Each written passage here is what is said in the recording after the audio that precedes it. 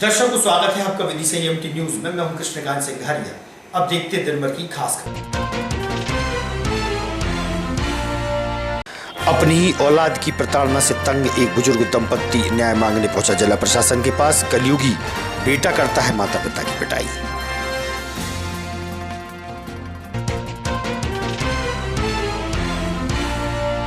Medical college में कार्यरत nurse hostel के बाथरूम में मिली बेहोश। डॉक्टर ने किया मृत घोषित।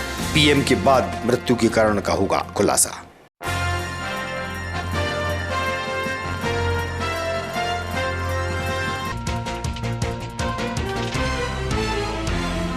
और जिला मुख्यालय के जिला अस्पताल में है अव्यवस्थाएं। फैली गंदगी के कारण मरीज भी होते हैं खासे परेशान।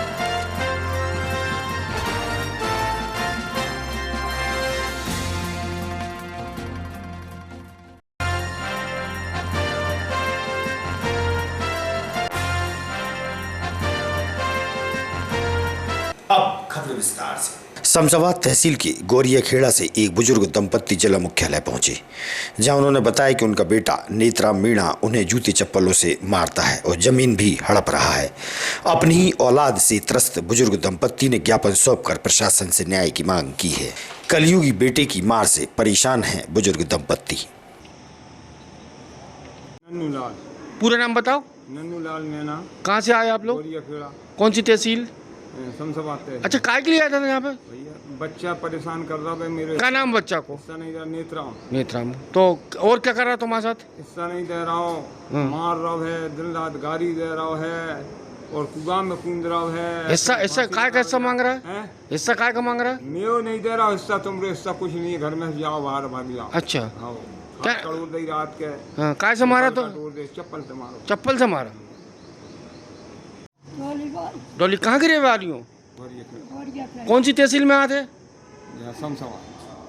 शमशाबाद। आप काय के लिए आई हो यहाँ पे? तुम मत बोलना। काय के लिए आई हो? साहब हमें मारन लगो। कौन मार रहा है? हल्को बेटा। हल्को बेटा मारे रात के। अच्छा, काय से मारो? चपलन की जल लगो। हाँ। डंडा मंडा तो मैंने दुका के जाता। अच्छा, शादी हो गई ममोड़ा की?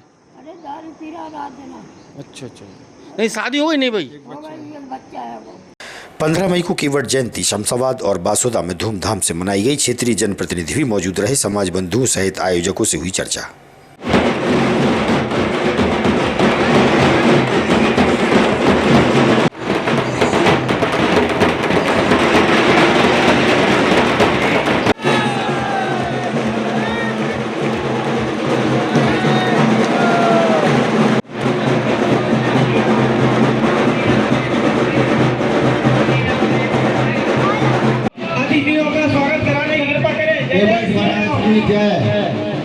मेरा सर्वप्रथम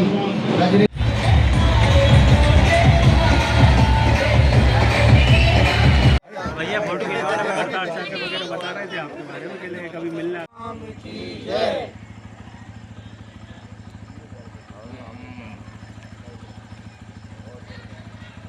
के बारे में विचार अपने। आज केवट जयंती, इसके बारे में अपने विचार दें। केवट जयंती बड़ी खुशी की बात है, सभी को बहुत बहुत बधाई। और जयंती हमारे यहाँ हिंदू समाज के पास मनाते हैं, कई बार मनाते हैं। हमारे लिए अच्छा कार्यक्रम बधाई। जयंती तो मनाना बहुत जरूरी है। जयंती अपन लोग नहीं मनाते तो नाराज भगवान तो मनाने वाले बच्चे करते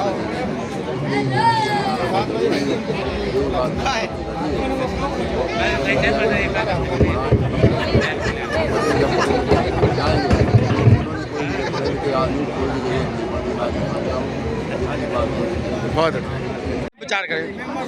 केवट जयंती की सभी समाज बंधुओं को बहुत बहुत शुभकामनाएं। मैं केवल इतना ही आग्रह करना चाहूँगा कि कोई भी एक व्यसन, केवट समाज आज निर्णय ले कि मैं कोई भी एक व्यसन छोड़ूंगा और समाज के उत्थान के लिए हमेशा काम करूंगा। मेरी यही प्रार्थना और निवेदन है केवट जयंती का। सर्वप्रथम सबको केवट जयंती की बहुत बहुत शुभकामनाएं। आज केवट जयंती के अवसर पर मैं भगवान से प्रार्थना करता हूँ कि आपकी समाज एकत्रित रहे और जैसा पूर्व वक्ताओं ने कहा है कि हम संकल्प लें कि हमको नशे से दूर रहना है और हमारा हर बच्चा शिक्षित हो। इस संकल्प के साथ केवट जयंती की बहुत बहुत शुभकामनाएं। भारतीय जनता पार्टी के जिलाध्यक्ष होने के नाते भी आप सबको बहुत शुभकामनाएं। विदिशा मेडिकल कॉलेज के हॉस्पिटल में ऑर्थोपेडिक विभाग में कार्यरत नर्स किरण रैकवार सुबह अपने हॉस्टल के बाथरूम में बेहोश मिली। काफ़ी देर तक बाथरूम से बाहर नहीं निकलने पर रूममेट ने दरवाजे के नीचे से देखा कि किरण बेहोश पड़ी थी। दरवाजा तोड़कर किरण को बाहर निकाला। मेडिकल कॉलेज में डॉक्टर ने उसे मृत घोषित कर दिया। पीएम के बाद ही मौत के कारणों का खुलासा होगा। बताया गया है कि किरण जबलपुर निवासी थी। पिता ऑटो चालक है। 4 भाई बहनों में सबसे बड़ी थी। आज सुबह ड्यूटी पर जाने से पहले बाथरूम में नहाने गई थी। इसी दौरान यह हादसा हो गया।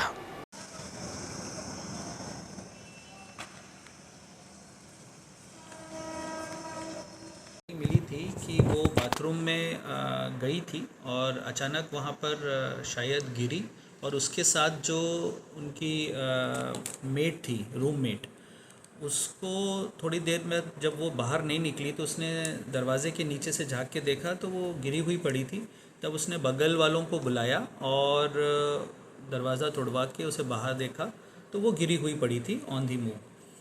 तो अभी तो ऐसी कोई मेजर चोट भी नहीं दिख रही है ऊपरी तौर पे, और जब तक यहाँ लाए तब तक उसका पल्स बीपी ऑलमोस्ट नहीं था।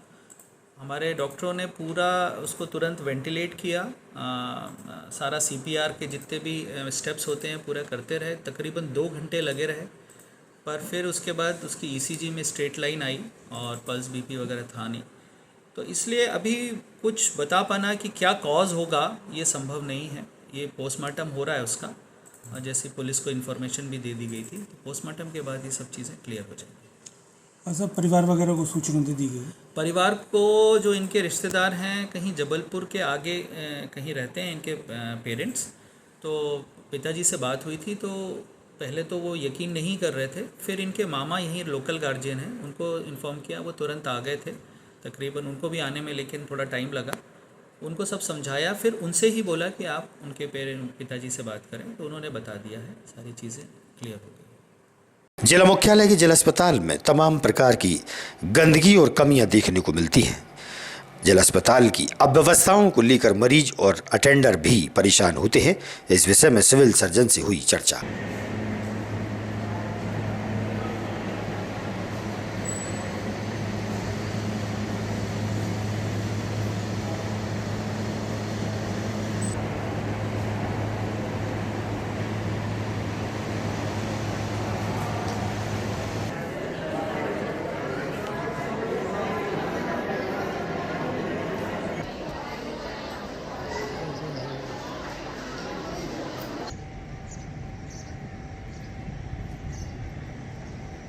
वहाँ उसके आसपास गंदगी और लिफ्ट वगैरह में भी गंदगी, कुछ लिफ्ट के पंखे भी खुले पड़े हुए हैं। बिल्कुल सही कहा आपने। हमारे अस्पताल में जो अभी बिल्डिंग की कैपेसिटी मुझे दिख रही है 500 मरीजों की है और 700 से 800 मरीज आ रहे हैं। और मेरा एक गार्ड तो गेट पे सिर्फ तंबाकू की पुड़िया लेता रहता है, वो नहीं मानते। उसके बावजूद भी लिफ्ट में पंखे चोरी कर लिए, किसी ने लाइट चोरी कर दिया, तंबाकू छूट दिया। और वाटर कूलर का तो ये हाल है कि कूलर का पानी बाल्टी में निकाल के लोग वही नहा रहे हैं, और हम इन मरीजों से रोज़ लड़ भी नहीं सकते क्यों नहा रहे हो, वही पानी की समस्या है। तो ये एक छोटी छोटी समस्या है, इसके लिए हमें जनता को जागरूक करना पड़ेगा, सिविक सेंस को बढ़ाना पड़ेगा, और उसमें आप लोगों का सहयोग हमें सबसे ज़्यादा रहेगा। तभी हम इस गंदगी से जो स्वच्छ भारत मिशन है उसको हम पूरा कर सकते। पुष्पवाई। कहाँ आए हो आप? अस्पताल आए। कौन भर्ती है? रमा। अच्छा, आपका परिजन भर्ती है? हाँ। पानी की सुविधा मिल रही है यहाँ पे अस्पताल पानी में? गर्म पानी आ रहा है, ठंडा नहीं है। वाटर कूलर में? हाँ। कहाँ पर है ये पानी की व्यवस्था? जी जी पर। शौचालय के बगल में? हाँ। तो वहाँ जाने में कोई बदबू आती है, कैसा क्या रहता है? बहुत अच्छा ही नहीं लग रहा, गर्म पानी आ। और कहीं है पीने की पानी की व्यवस्था? नहीं। तो ऐसे में मरीज के लिए आप पानी कहाँ से लेके आ रहे हैं? अब तुम इधर से लेके आ रहे हैं, गर्म ही ला गर्म ही ला रहे हैं, गर्म ही पी रहे हैं सब। अभी गर्मी भी पड़ रही है तो फिर और अब समस्या है कि नहीं? अब समझो ठंडा पानी पिलवाओ सब मरीज, नहीं कुछ हो जाए तो अस्पताल वाले प्रबंधक को व्यवस्था करना चाहिए। मेरा नाम गोविंद भार्गव है। मेरे एक रिश्तेदार के पेशेंट यहाँ पर डिलीवरी के लिए माधुराव चिकित्सालय में लेकर हम आए हैं। यहाँ पर कोई व्यवस्था नहीं है। सबसे बड़ी समस्या यहाँ पे है पानी की। यहाँ पे पानी की कोई व्यवस्था नहीं है। एक वाटर कूलर लगा हुआ है जो भी यहाँ पे मूत्रालय के पास लगा हुआ है, तो लोग वहाँ पे पानी पी नहीं रहे। बाहर आते हैं, बाहर से पानी की कोई व्यवस्था देखते हैं या कहीं अपने घर से पानी लाना पड़ रही है। दूसरी बात, यहाँ से दुकानों से बाटल लेके आओ तो 20-40 रुपए की बाटल लेके आदमी को लेके अपना काम चलाना पड़ता है। सिरोंज लटेरी क्षेत्र निवासी राजा मियां ने अपनी पैतृक जमीन की समस्या को लेकर कलेक्टर के नाम ज्ञापन सौंपा है। सुमन जैन पर जमीन को लेकर आरोप भी लगाए हैं। कई बार वह प्रशासन को ज्ञापन भी सौंप चुके हैं और शिकायत भी कर दी है। न्याय के नाम पर आश्वासन ही मिलता है। अपनी बात मीडिया से साझा की है।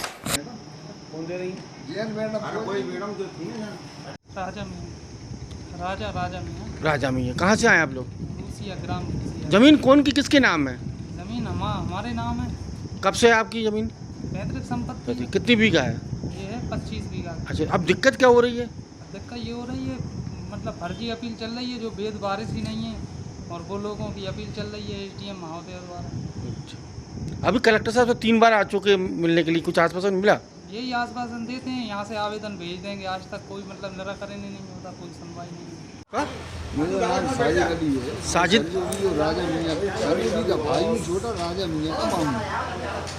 किस मामले में आए आप? इस मामले में आए हैं कि 2013 से जो मुकदमा राजस्व मंडल में चल रहा है और अपर आयुक्त महोदय से चला गया, जीत के हम चले गए और उस मुकदमे को बोल के उसी जमीन पर मैडम बैठी है, फर्जी मुकदमा चला। कौन सी मैडम बैठी है? कहाँ का मामला? जैन है SDM लटेरी, जो फर्जी मुकदमा चला रही है और सामने वाली पार्टी से वो भी जैन समाज है मिल के जिसने जमीन खरीदी है, जमीन हड़पवाना चाह रही है जबरदस्ती। कितने बीघा जमीन है? वो जमीन है 25 बीघा। आप कब से परेशान हो रहे हैं? हम परेशान हो रहे हैं, हम तीसरी बार आए कलेक्टर साहब को। मार्च से परेशान हैं हम, 6 मार्च को। तो मैडम की मंशा क्या है? मंशा मैडम की जो है वो साठ गांठ करके बैठ गई है कि जमीन छोड़ दो। कौन उस पर कौन आदमी काबिज है अभी?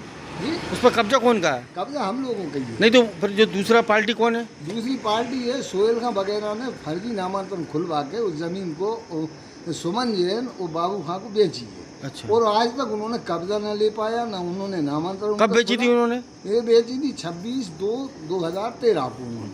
आज तक उनके कोई कब्जे में नहीं, नामांतरण भी नहीं खुला तीसरी पार्टी का। और जिसने फर्जी नामांतरण खुलवाया था उसका नामांतरण भी निरस्त कर। आप बार बार कलेक्टर साहब से मिल रहे हैं, क्या आश्वासन मिल रहा है? हमें आश्वासन कुछ नहीं, ये कह देते हैं आप कर देंगे, कल कर देंगे, परसों कर देंगे, हो कुछ भी नहीं रहा। अगर यहाँ से न्याय नहीं मिलेगा तो आप कहाँ जाएंगे? हम हाईकोर्ट जाएंगे, हाईकोर्ट में आप करेंगे उसकी कार्रवाई। दूसरी बात ये है कि अपर आयुक्त महोदय को भोपाल में भी देके आए 2 बार हम। 2 बार हमने, तीसरी बार कलेक्टर साहब को आवेदन दिया, लेकिन हमारी कोई सुनवाई नहीं है। कुरवाई तहसील से सुनीता लोधी अपने ससुर कमल सिंह लोधी के साथ जिला मुख्यालय पहुंची, जहां उसने बताया कि 13-14 वर्ष पूर्व 420 स्क्वायर फीट प्लॉट गुड्डीबाई से लिया था, जिसकी रजिस्ट्री अभी तक नहीं की और लगातार धमकियां दी जा रही हैं। और धमकियों के कारण सुनीता के पति विशाल लोधी ने 21 अप्रैल को फांसी लगाकर जान दे दी थी।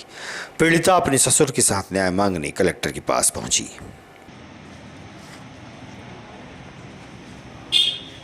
जोर से बोलना। क्या नाम है आपका? सुनीता। सुनीता, पूरे नाम क्या है? सुनीता लोधी। कहाँ से आई हैं आप? काय के लिए? किस काम, किस तरह काय का इंसाफ मांग रही हो आप? प्लाट। कैसा प्लाट? मकान नाव नहीं कर रहे। कौन? कुछ बाबा। कब लिया था आपने? 13-14 साल पहले। अच्छा, कितने का लिया था आपने? 40,000। अब क्या दिक्कत हो रही है? दोबारा पैसे मांग रही हैं। एक मिनट, तो आपके पति ने क्या करा इस प्लाट को लेके? फांसी लगाई इसी प्लाट को लेकर? हाँ। कितने स्क्वायर फीट है प्लाट? 12-35। कहाँ से आए आप? महले चौरा से। तो क्या समस्या लेकर आए आप? अपन इंसाफ मांगने के लिए आए हैं? इंसाफ मांग रहे। कैसा इंसाफ? काय का इंसाफ? क्या कि प्लाट अपने नाम नहीं करेंगे गुड्डी भाई। गुड्डी भाई कब लिया था आपने? 13-14 साल हो गए। अच्छा, कितने में लिया था? 40,000। कितने स्क्वायर फीट था? 12-35। 12-35। तो अब क्या दिक्कत हो रही है? अपन प्लाट नाम नहीं कर रहे हैं, सिर्फ अपना बच्चा खत्म हुआ। तो प्लाट पे से बच्चा कैसे खत्म हो गया? वो टेंशन में वो उसने फांसी लगा ली। प्लाट नाम नहीं। गुड्डी भाई किस तरीके की टेंशन दे रही हैं आपको? प्लाट नाम नहीं कर रही, पैसा मांग रही हैं। पैसे दे चुके हैं आप पहले? पैसे दे चुके। दोबारा मांगने के हमें 5 लाख रुपया देने, 3 लाख रुपये। तो पति ने इनके जो आपके जो थे उन्हें कैसे लगाई थी? आत्महत्या कैसे करी? हमें नहीं मालूम, वो तो भाई टेंशन पे लड़ाई बढ़ाई हुई। हम गांव फटे थे, तो इसलिए उनने लड़ फड़ कर उनने हाथ मार भी। बरीपुरा CM राइज स्कूल में समर कैंप का समापन हुआ है। इस अवसर पर कलेक्टर बुद्धेश कुमार वैद्य व जिला पंचायत CO भी पहुंचे। दुर्गेश नंदिनी आ जाइए दुर्गेश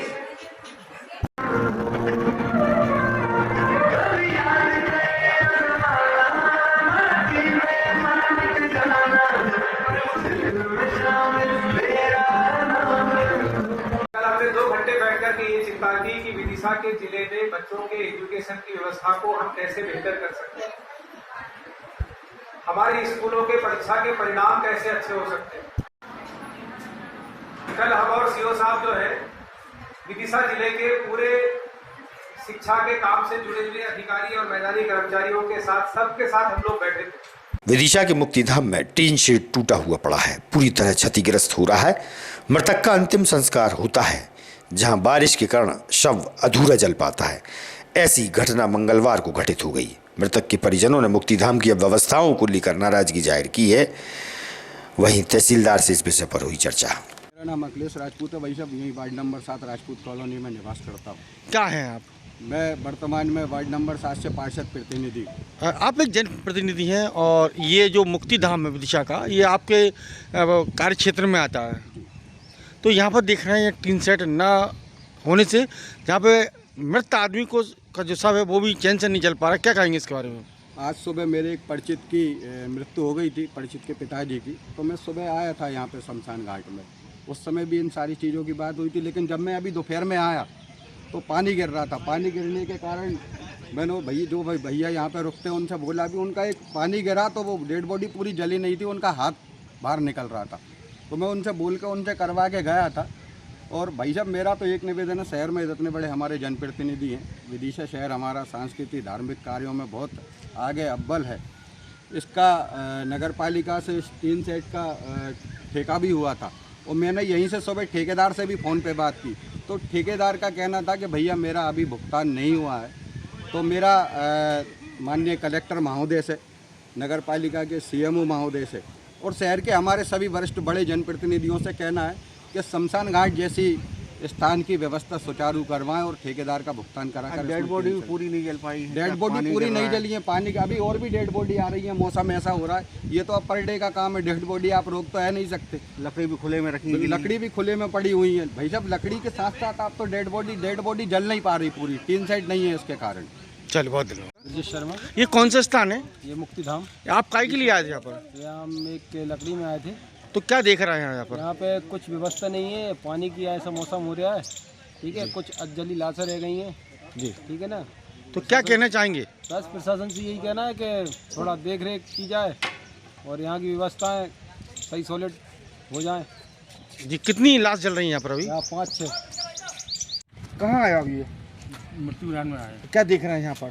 टीन सेट की अर्थव्यवस्था खराब है, पूरी खराब है। अभी पानी गिरा था, क्या स्थिति निर्मित हुई थी? कुछ मुझे रह गए हैं जी, आग जलने के कारण दिक्कत आ रही है।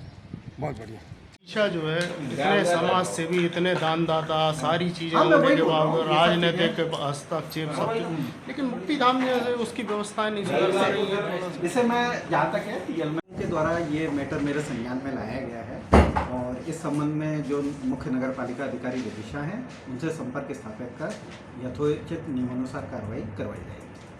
चूँकि काफ़ी दानदाता और जो है सामाजिक स्तर से जुड़ा हुआ विदिशा है और यहाँ पर बीते दिनों एक व्यक्ति द्वारा जो है दान की बात भी की गई, वहाँ टीन शेड लगाने की काफ़ी लंबा समय पेंडिंग चला आ रहा है। इस पर प्रशासन कब तक सख्त कार्रवाई करता है?